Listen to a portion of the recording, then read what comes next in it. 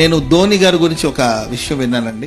మహేంద్ర సింగ్ ధోని ఉన్నారు కదా, ఆయన గురించి ఒక మాట విన్నాను, సంతోషం అనిపించింది. ఆయన మ్యాచ్ లో విజయం సాధించాడు అనుకోండి, అప్పుడు ఆయనకి ఆ బహుమతిగా ఇచ్చే కప్పు ఉంది కదండి, ఆ కప్పుని పక్కన వాళ్ళ చేతులకు ఇచ్చి ఆయన వెనక నిలబడతారు.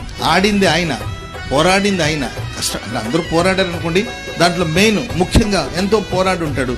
సో ఆయన కప్పు తన చేతికి అందించగానే తన ప్రక్కన ఎవరు ఉంటారు ఆ ఆటగాళ్ళకి దాన్ని ఇచ్చి ఆయన వెనక నిలబడతారంట. అదే గాని ఓడిపోయారు అనుకోండి, ఓడిపోయినప్పుడు ముందు నిలబడి ఓటమి నాదని ఒప్పుకుంటారంట. విజయం వచ్చినప్పుడు, విజయం ఆయనదే సొంతమైనప్పటికీ ఆ విజయాన్ని పక్కన వాళ్ళ చేతిలో ఉంచి వినయంగా వెనక నిలబడతారంట. అందుకే కోట్ల మంది ప్రజలు ఆయన అభిమానిస్తారు. ప్రియులారా, మ్యాచ్ లో ఉన్న ఒక వ్యక్తి తన విజయాన్ని ప్రక్కన వాళ్ళకి అందించి తన వెనక నిలబడినట్లు, ప్రియులారా, మనం ఆరాధిస్తున్న దేవుడు సర్వశక్తి గల దేవుడు.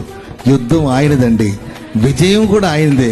ఆ విజయాన్ని మన చేతికి ఇచ్చాడు ఆయన. చెప్పలు కూడా